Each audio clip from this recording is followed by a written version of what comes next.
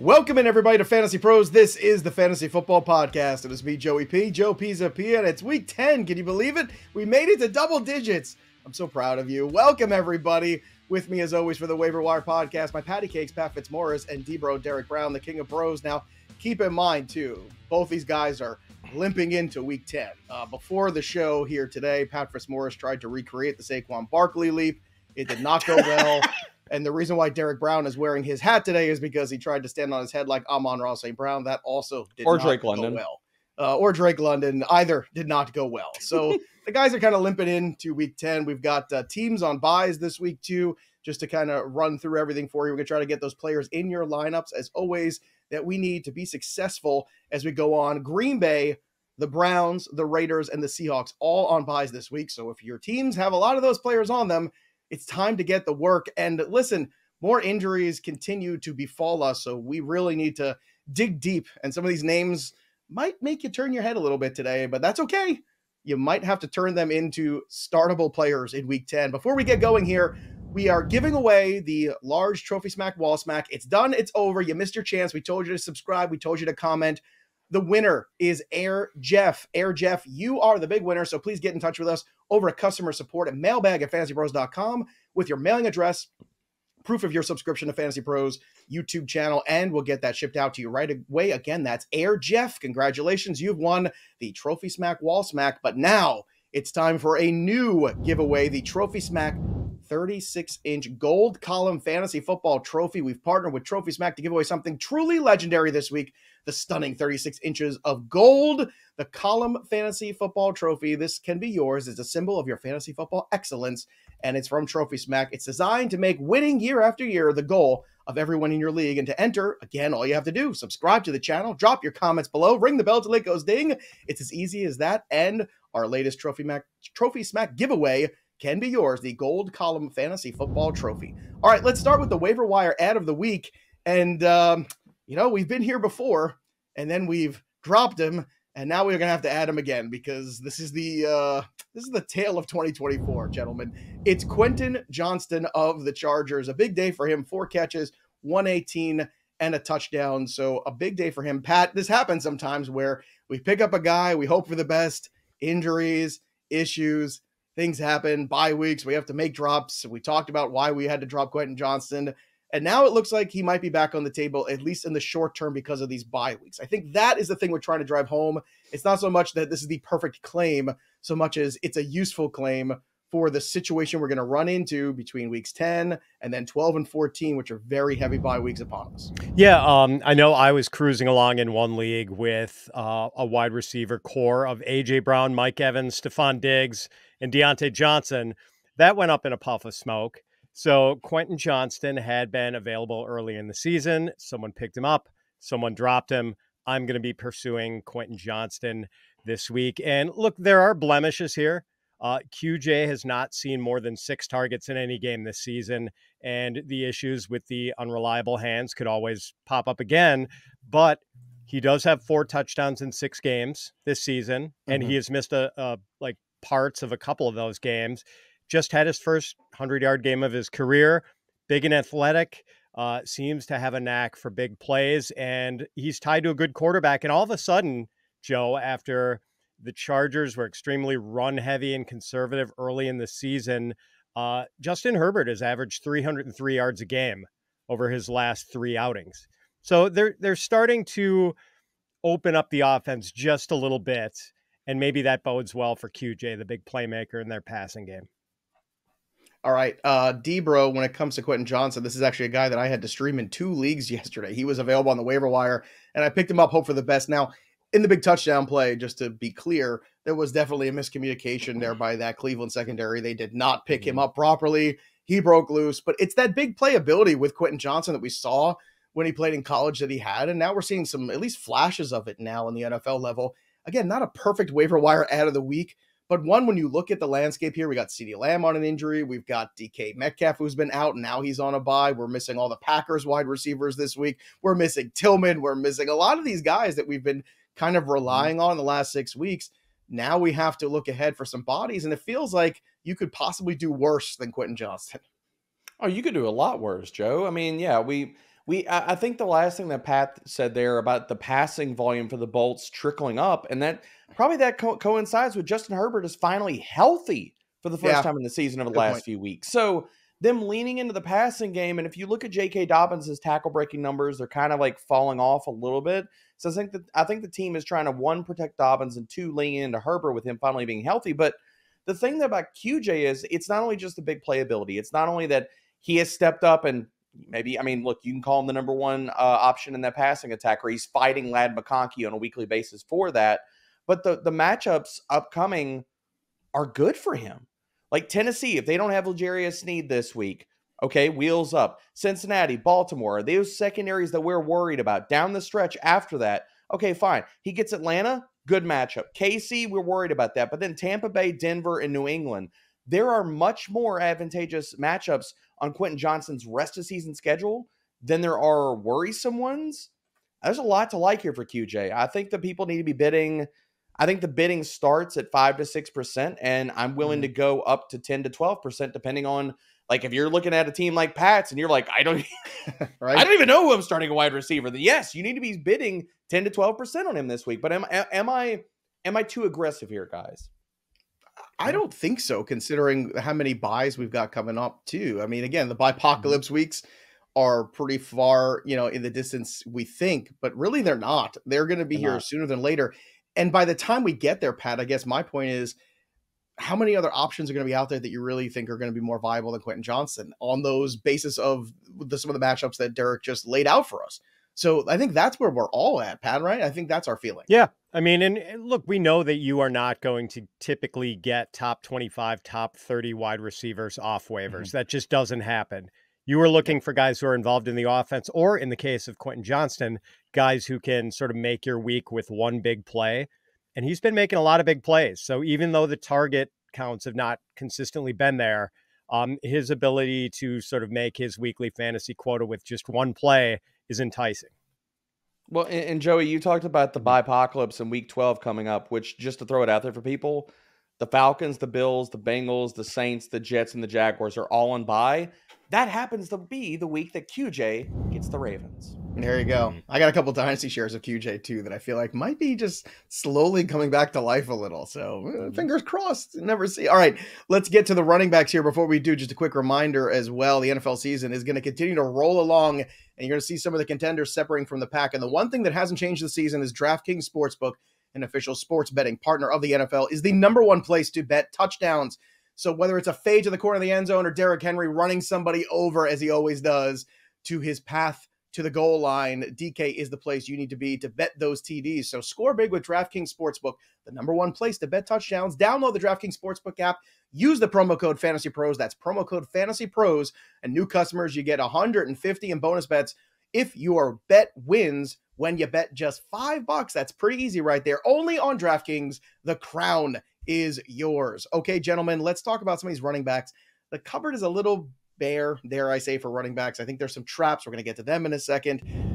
So let's start with Ray Davis, who had a big run yesterday. It was a great run, and he ended up scoring a touchdown on that game that kept going back and forth between the Dolphins. It was a fun contest there. 25% roster. Dbro, Ray Davis feels like, again, we're trying to build depth and maybe possibly could have some flex appeal in the weeks ahead. Do you see that path for Davis, or is he more of a stay away from you based on, where the Buffalo Bills offense is at currently? I don't think he's a stay away, but oh my God. Do you guys smell that? It smells kind of like turkey and stuffing and oh my God, that means it's cuffing season, baby. Oh, yes! We are here. It is November. That's right, Pat. We made it. It's 11-4. Yes, and that's why you need to add Ray Davis. That's the analysis. Over. Done. Pat, I don't know if you could smell the turkey cooking there. You got the cranberry sauce. You got the whole stuff. Everything's working there for you. So is he a classic?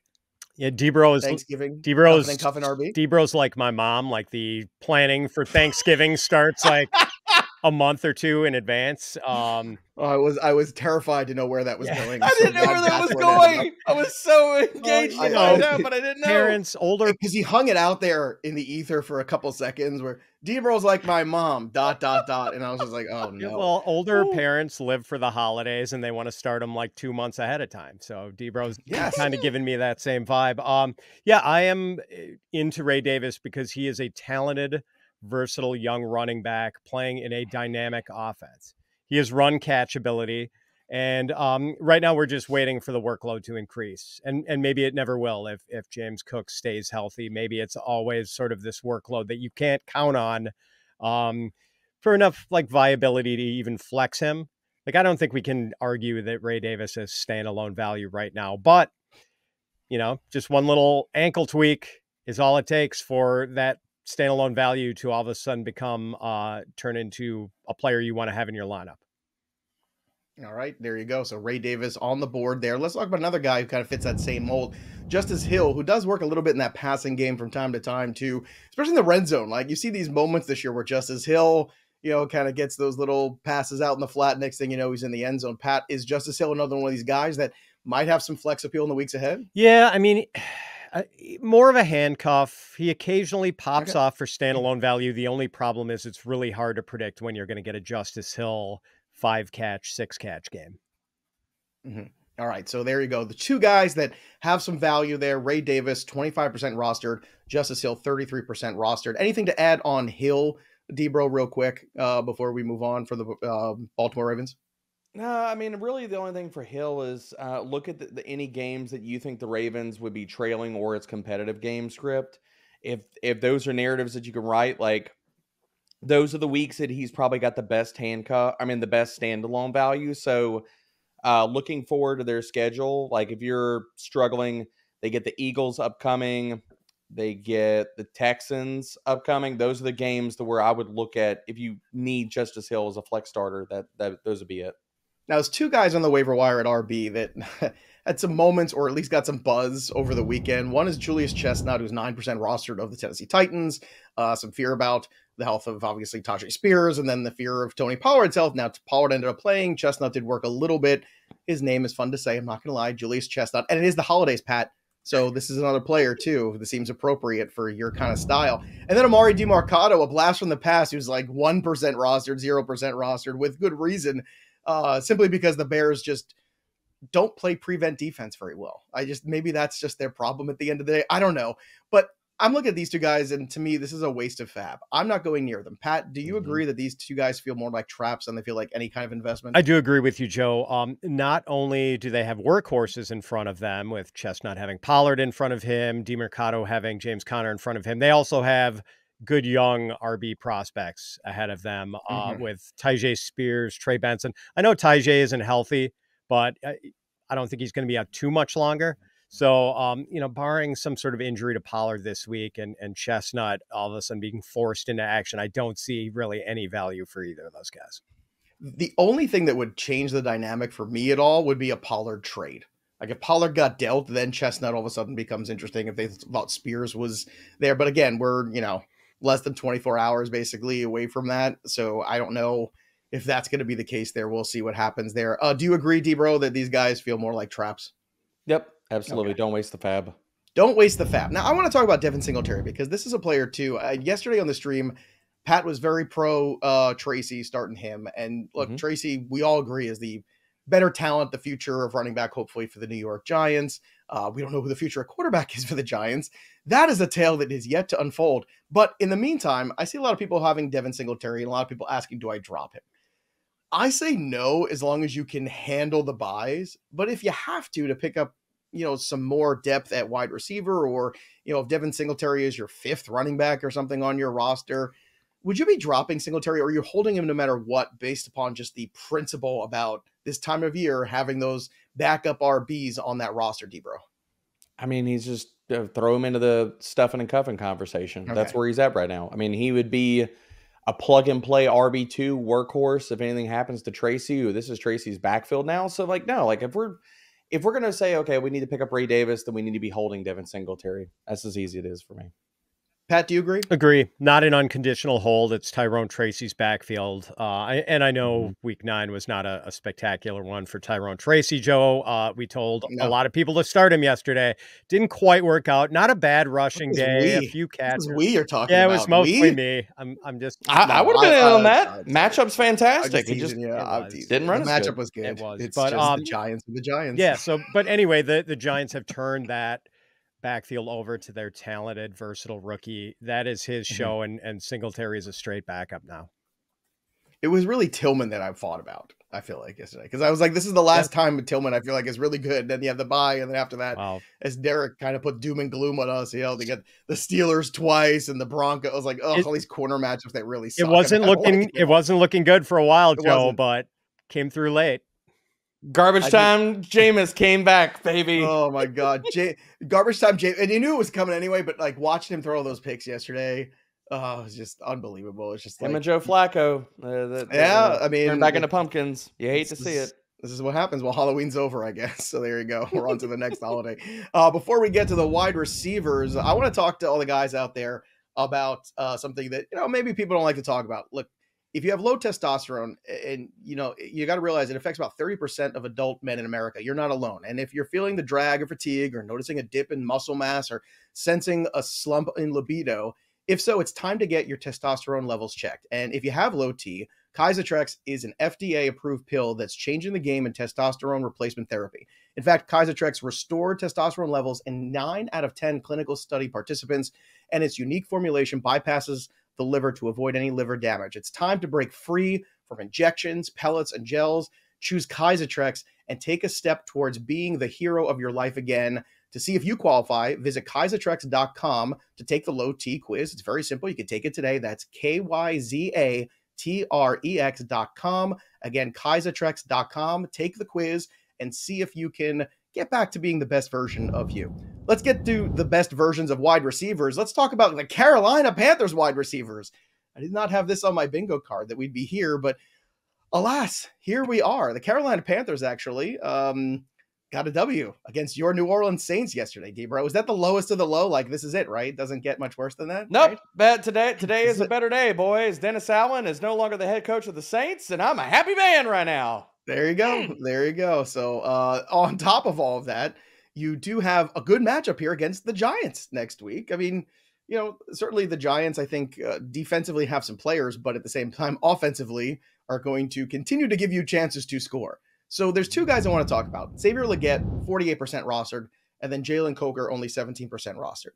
Now, I think that we can all agree there's still massive limitations on the Carolina Panthers.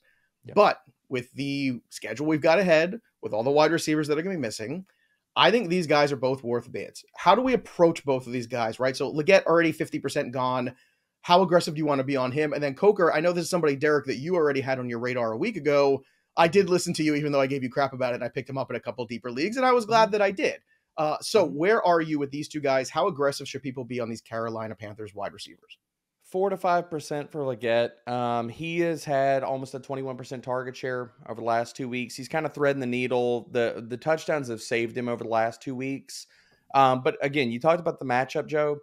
Giants are giving it up, 8th most fantasy points per game to perimeter wide receivers. So he's going to be in that wide receiver 3-4 flex bucket this week. And Jalen Coker, man, I was hoping to walk in here and be singing his praises and loving life and stuff. I think it's just a $0 or a $1 bid. And this all comes down to, unfortunately, while we love to talk about all the good things that we think Dave Canellis can do, has done, all that kind of stuff, this is one of the things that I think Dave Canellis has absolutely gotten wrong.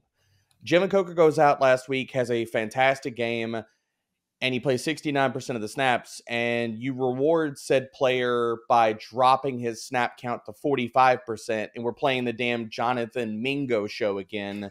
So not only does that frustrate me, because, dude, just put your best players on the field. This doesn't have to be hard. Like, legitimately, it doesn't, and Jonathan Mingo's not it. Hasn't been, not going to be. No. Just not.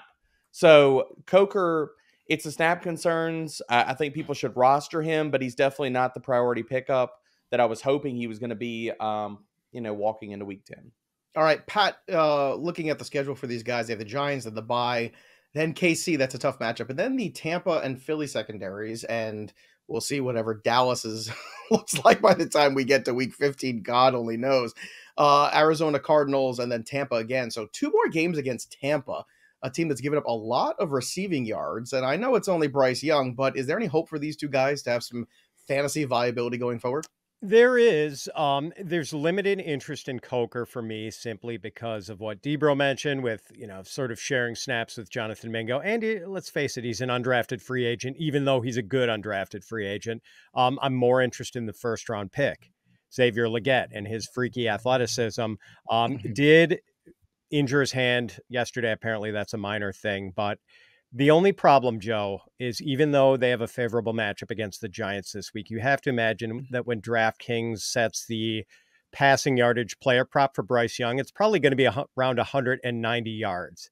So that's kind of a small pie. That is not a big Costco-sized pie, Joe. That is more like a Hostess pie.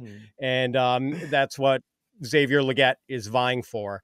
Now, the other possible fly in the ointment here is that Adam Thielen could be back soon from his hamstring injury. Although Thielen is certainly a guy who could be moved at the trade deadline because what need do the Panthers have for a geriatric wide receiver? Like they want to give these young guys like snaps. I would think, find out what they have going forward with Coker and even Jonathan Mingo. So I'm mildly interested in Legette. I mean, honestly, I'm probably going to have him ranked as like a wide receiver 4 again this week. But man, with all the wide receiver injuries, I know on a couple of teams, I need a wide receiver 4 just to get by. Yeah, I think that's the biggest problem too, is not just the buys, but these injuries that every week just kind of are crushing the hopes and dreams out there. But don't worry, we're gonna take you through. Also out there, some guys that, as you mentioned, have some openings now because of those injuries. Drake London gets hurt. Maybe Ray McCloud becomes interesting. CeeDee Lamb having an injury too. We're getting Brandon Cooks returning from IR this week. Jalen Tolbert still on the waiver wire in about 70% of leagues. You've also got the Saints, who don't have any wide receivers now, really, because Shaheed's out, Olave's out. Cedric Wilson, I don't know, we could talk about him. And then Parker Washington of the Jaguars too, with Christian Kirk being out, we could talk about them. So they're a group unto themselves, these guys: McCloud, Tolbert, Cooks, Wilson, and Washington. Pat, I'm going to put them all out there for you because I want to get your take here. Let's start with Ray McCloud too. I think Mooney gets the boost, Pitts gets the boost, but does Ray McCloud have any standalone fantasy value for you? I think he would this week if the hip injury that Drake London sustained forces him out of week 10. Then I think Ray is playable in week 10. Absolutely. All right, Dbro, you are nodding your head, so you're in agreement there. So let's talk about the Cowboy situation too. We're waiting for some word and some clarity on CeeDee Lamb and also on Dak Prescott too. So that is the big caveat here, is how we spend and how aggressive we are if Cooper Rush is the quarterback as opposed to Dak Prescott as the quarterback matters too. So Cook's a guy that, again, is floating out there basically for free, rostered in 16% of leagues. Tolbert is rostered in 36. So any love for either of these two guys, depending on, as the week progresses, how you want to approach it? Nope. I don't want any part of the Dallas Cowboys passing attack. Jalen Tolbert has been hit or miss, more miss than hit. And you can just miss me with everything all Saints. Nope. All Saints. That's a just truly offense without a pulse. Outside of Alvin Kamara now, it done. See, this is a tale of two teams with bad records, but like my Patriots, like I was so just energized by Drake May running around for, I don't know, what seemed like 12 minutes before throwing a football and just tossing it at the end zone and them catching it and going to overtime. And of course they lost in overtime, but I'm like, what a fun time to be a Patriots fan again. Things are like a little plucky and we're like the underdogs or whatever. And then there's Dbro, and we basically have the same record, these two teams, right? And he is misery, absolute misery. Is it misery when you look at the Saints wide receivers, or do you see anybody popping off here and being somewhat useful, at least in the short term, Pat? Nope. First of all, I agree with Dbro on the Cowboys with Cooper Rush at quarterback. Neither guy usable for week 10. I do agree with Dbro as far as chasing Saints wide receivers, or even, I don't want Juwan Johnson either. Like, he's kind of been fool's gold enough times. But there is one guy on the Saints who's pretty widely available who does interest me. Taysom Yeah, Hill. this is a good call. Taysom Hill. I mean, like, yep, that's a good call. Even though I'm a little mad at him because he did not get me the over on his rushing yardage. He missed it by 1.5 yards yesterday, but he did have that rushing touchdown. He did have a couple of catches. I think he threw a pass but didn't complete it. So he's going to be more involved, especially with Chris Olave looking like he's going to miss some time. Like, they need to keep Taysom Hill involved because they can't keep giving Alvin Kamara the sort of workload they gave him in week 9. I mean, he'll never last. I have a question. That's a good call on Taysom, Pat. But I would say that over 1.5 receptions at plus money did taste very good yesterday. I made the wrong prop bet.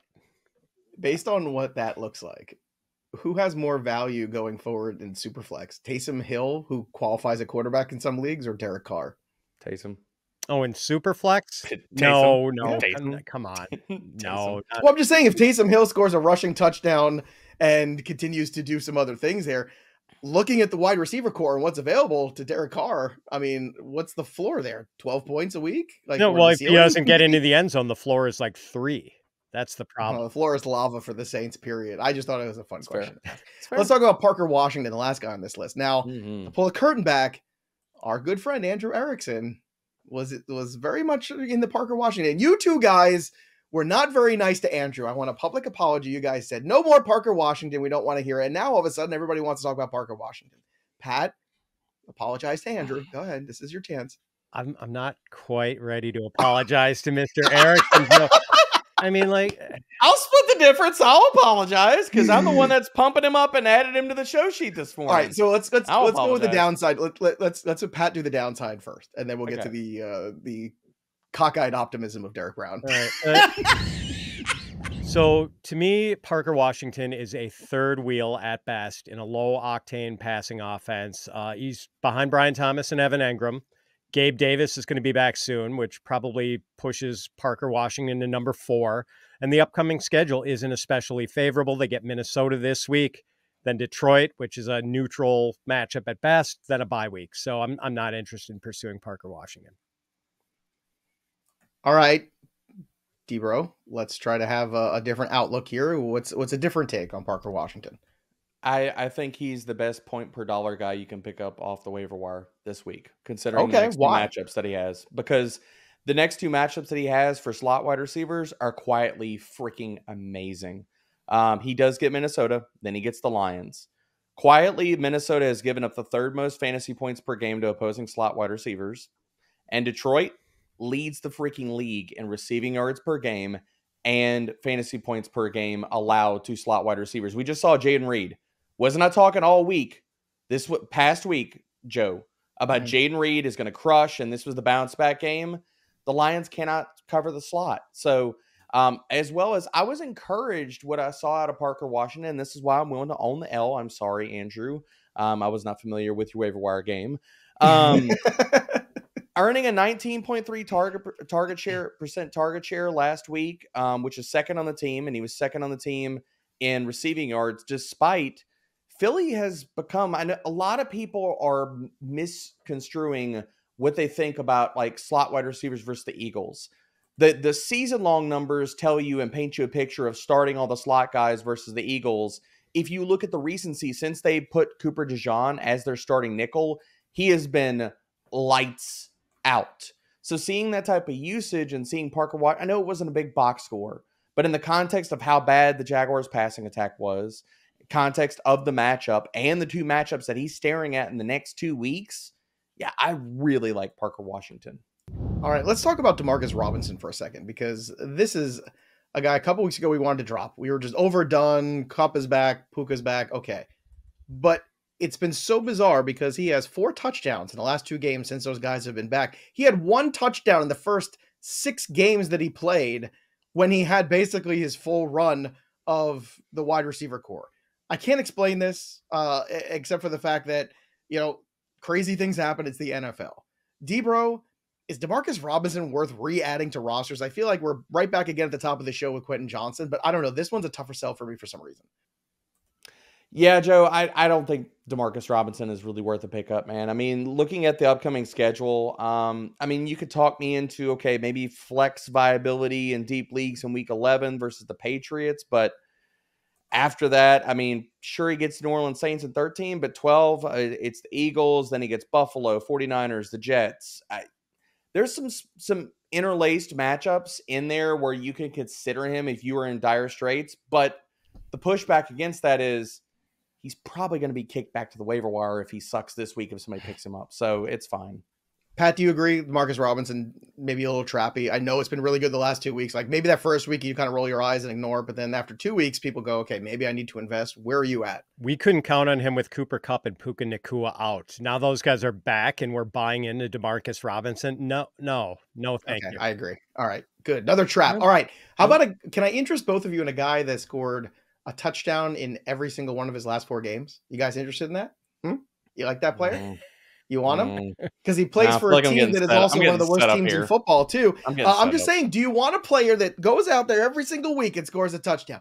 Because his name is Nick Westbrook-Ikhine. That guy has a touchdown in week 6, 7, 8, and 9. And the target share has gone up from 2 to 4 for 2 weeks, then 6 last week. He caught 5 for 50 and a touchdown. Now, I know it's not pretty. He's got the Chargers, Vikings, and Texans in the next 3 matchups. Any sort of fab you want to throw on this guy, Pat? Joe, all you have to do is take your old NWO gear for, as a wrestling fan, tape over the O and put in an I, and you can wear that around and to show your support for Nick Westbrook. There you go. No, I don't really want anyone in this passing game besides Calvin Ridley. All right. All those touchdowns, Dbro, can I tempt you or no? No. Okay, and here's the biggest reason. Will Levis is coming back. It's going to eventually happen. Nah.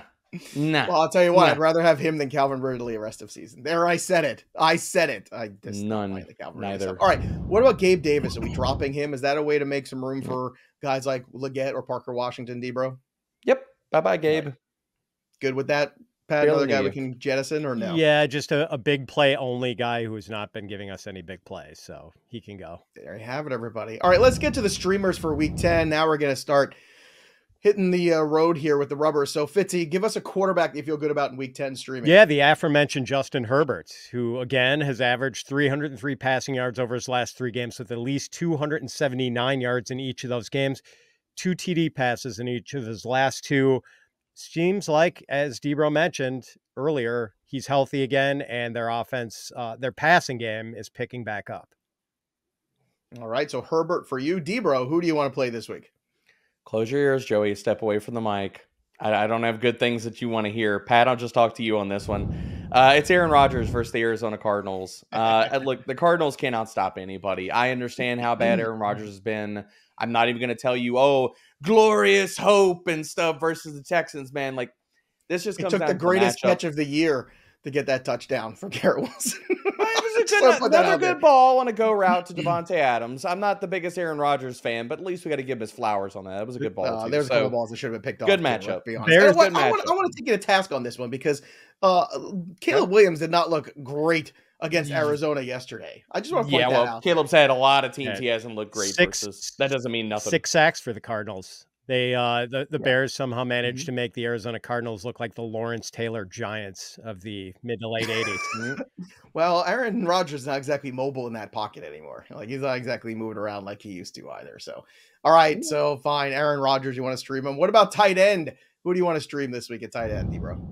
Mikey G, baby. Come on, Mike Gesicki. Come on down, man. Like, not only, and this is not just point chasing, but the splits with and without T. Higgins, and I don't know if we see T. Higgins again this week, as well as you want to talk about, he's the definitive third option in this passing attack. Or Andre Yoshivas has been a ghost for most of the season. Jermaine Burton is not even showing up for meetings, and unfortunately, we got to pour one out. Unfortunately, Eric All got hurt. He's out for the rest of the year, so shout out to him. Hope he makes a full recovery, but we're going to see more snaps from Mikey G going forward, and he gets the freaking Ravens this week, man, who have allowed the 2nd most receiving yards, 9th most fantasy points to tight ends.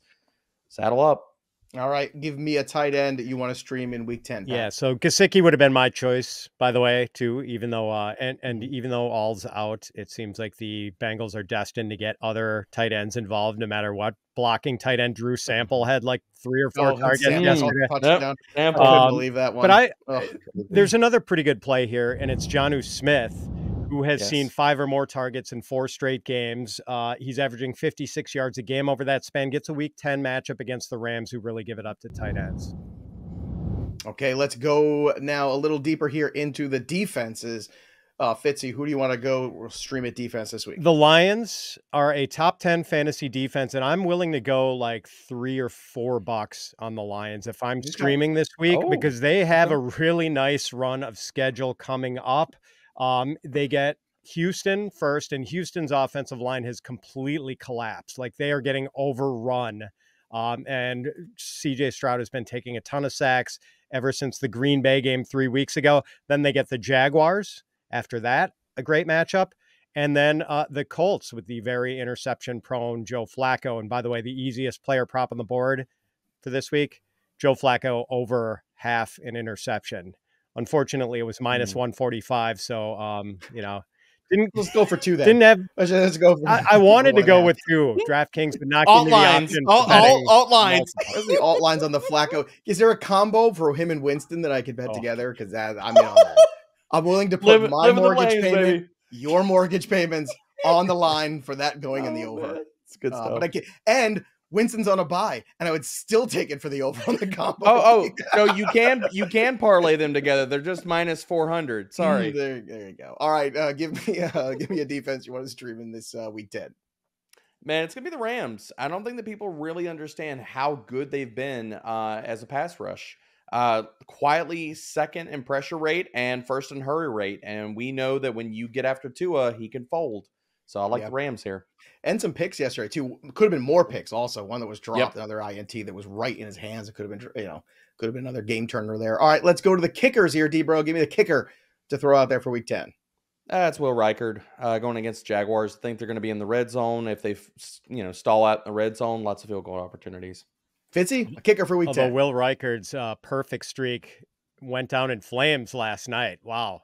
A couple of bad misses there. Well, don't blame him for missing a 53-yarder, but the, what was it, like a 30-something yarder off the upright? How about Bass's kicking day yesterday? He can't kick extra points or anything, and then he goes and he hits a 60-plus. I mean, yesterday, I feel like every year in the NFL, there's always like 4 or 5 of the 18 weeks that just feel like bizarro land, and I think Week 9 was definitely one of that. That was totally Week 9. I will stream Chris the Boswell. He is 11 of 11 on field goals and 8 of 8 on extra points over his last 3 games, averaging 15 fantasy points a game over that stretch. And like with Pittsburgh's defense among the best in the league, it seems like Mike Tomlin really appreciates the value of 3 points, and just sometimes they play a little conservatively when they get into field goal range.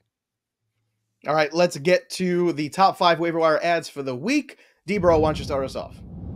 QJ is number 1. We didn't talk about him here, but again, stuffing and cuffing season plus some flex value. We're going to have Jalen Warren number 2, Isaac Guerendo, and what do we make out of the 49ers backfield? We talked about it on last week's show a lot. What happens if they come out of the bye? Mason might not play. CMC, we still don't know. So add Guerendo, he's number 3. Parker Washington at 4 and Mike Gesicki brings up the rear, number 5. Yeah, we've talked about Jalen Warren, I feel like every single show for the last month. So, if you haven't added him by now, I don't know what you're waiting for. But clearly he's still available in a fair amount of leagues.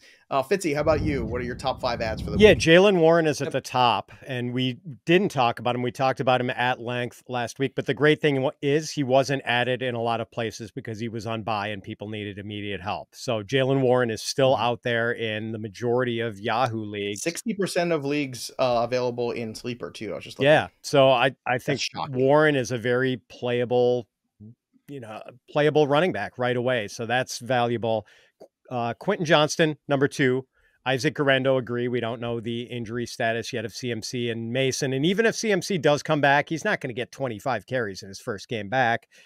Ray Davis at number 4, and then Justin Herbert at number 5, my favorite streaming quarterback by far this week.